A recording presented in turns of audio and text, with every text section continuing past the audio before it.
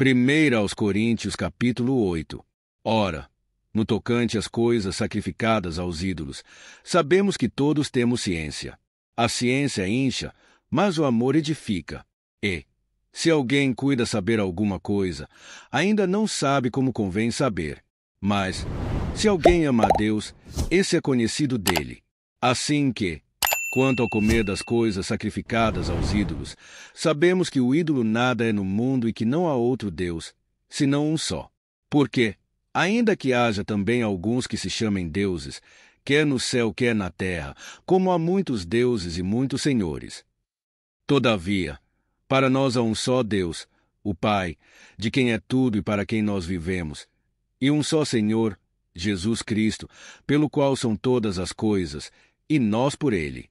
Mas nem em todos há conhecimento, porque alguns até agora comem, no seu costume para com o ídolo, coisas sacrificadas ao ídolo. E a sua consciência, sendo fraca, fica contaminada. Ora, o manjar não nos faz agradáveis a Deus, porque, se comemos, nada temos de mais, e, se não comemos, nada nos falta. Mas vede que essa liberdade não seja de alguma maneira escândalo para os fracos. Porque, se alguém te vir a ti, que tem ciência, sentado à mesa no templo dos ídolos, não será a consciência do que é fraco induzida a comer das coisas sacrificadas aos ídolos. E, pela tua ciência, perecerá o irmão fraco, pelo qual Cristo morreu. Ora, pecando assim contra os irmãos e ferindo a sua fraca consciência, pecais contra Cristo. Pelo que, se o manjar escandalizar a meu irmão, nunca mais comerei carne, para que meu irmão não se escandalize.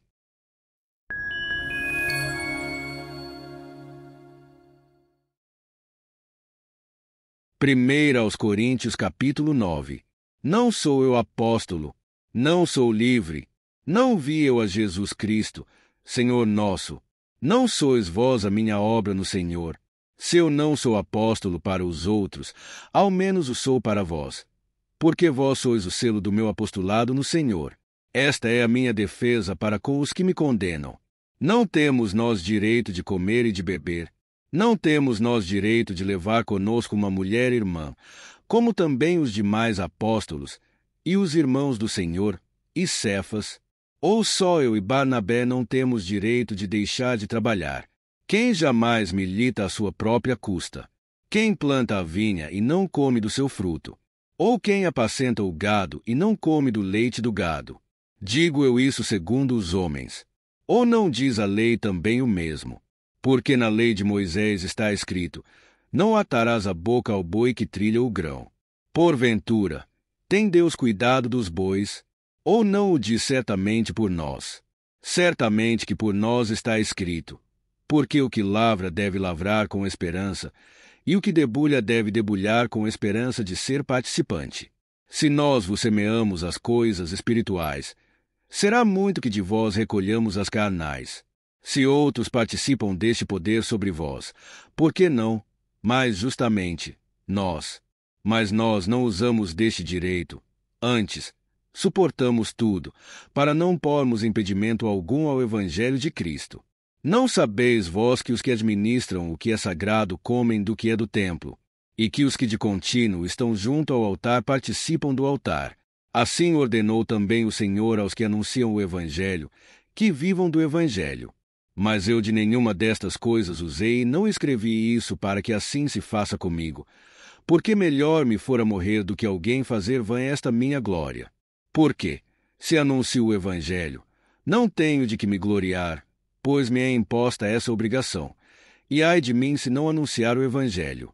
E, por isso, se o faço de boa mente, terei prêmio. Mas, se de má vontade, apenas uma dispensação me é confiada. Logo, que prêmio tenho? Que, evangelizando, proponha de graça o Evangelho de Cristo, para não abusar do meu poder no Evangelho. Porque, sendo livre para com todos, fiz-me servo de todos, para ganhar ainda mais. E fiz-me como judeu para os judeus, para ganhar os judeus, para os que estão debaixo da lei, como se estivera debaixo da lei, para ganhar os que estão debaixo da lei. Para os que estão sem lei, como se estivera sem lei, não estando sem lei para com Deus, mas debaixo da lei de Cristo, para ganhar os que estão sem lei. Fiz-me como fraco para os fracos, para ganhar os fracos. Fiz-me tudo para todos, para, por todos os meios, chegar a salvar alguns. E eu faço isso por causa do Evangelho, para ser também participante dele. Não sabeis vós que os que correm no estádio, todos, na verdade, correm, mas um só leva o prêmio. Correi de tal maneira que o alcanceis. E todo aquele que luta de tudo se abstém. Eles o fazem para alcançar uma coroa corruptível, nós, porém, uma incorruptível. Pois eu assim corro, não como a coisa incerta, assim combato, não como batendo no ar.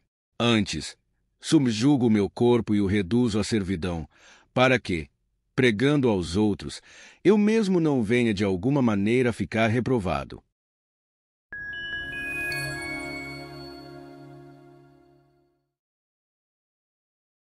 Primeira aos Coríntios, capítulo 10.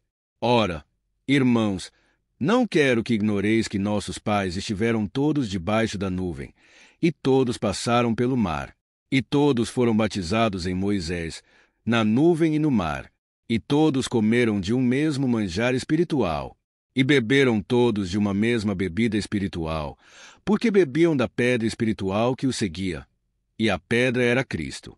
Mas Deus não se agradou da maior parte deles, pelo que foram prostrados no deserto. E essas coisas foram-nos feitas em figura, para que não cobicemos as coisas más, como eles cobiçaram. Não vos façais, pois, idólatras, como alguns deles. Conforme está escrito, o povo assentou-se a comer e a beber e levantou-se para folgar.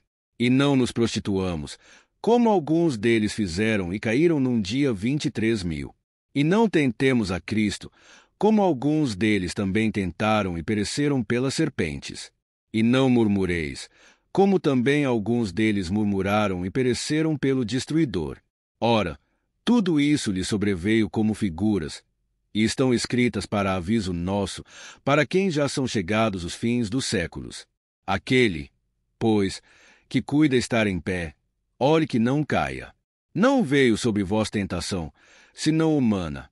Mas fiel é Deus, que vos não deixará tentar acima do que podeis. Antes, com a tentação dará também o escape, para que a possais suportar. Portanto, meus amados, fugi da idolatria. Falo como a sábios, julgai vós mesmos o que digo. Porventura, o cálice de bênção que abençoamos não é a comunhão do sangue de Cristo. O pão que partimos não é, porventura, a comunhão do corpo de Cristo. Porque nós, sendo muitos, somos um só pão e um só corpo, porque todos participamos do mesmo pão. Vede a Israel segundo a carne. Os que comem os sacrifícios não são, porventura, participantes do altar. As que digo que o ídolo é alguma coisa, ou que o sacrificado ao ídolo é alguma coisa. Antes, digo que as coisas que os gentios sacrificam, as sacrificam aos demônios e não a Deus. E não quero que sejais participantes com os demônios. Não podeis beber o cálice do Senhor e o cálice dos demônios. Não podeis ser participantes da mesa do Senhor e da mesa dos demônios.